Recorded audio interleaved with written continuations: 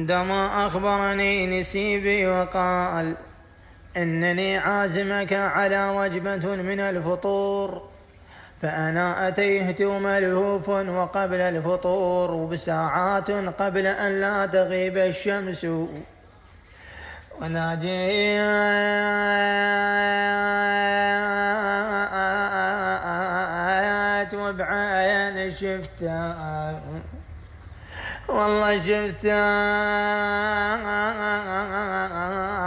الجبل طاب وقبابهم هاي مطلت.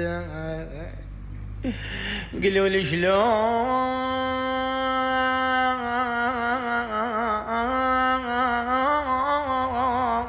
راح ارجع وراهم درب الفلتة. شلون اراهم درب الفلتة؟ هو بكاميرات شاف ندق عليه قال طالع لك، يعني يا عزيمة عازمنا عليه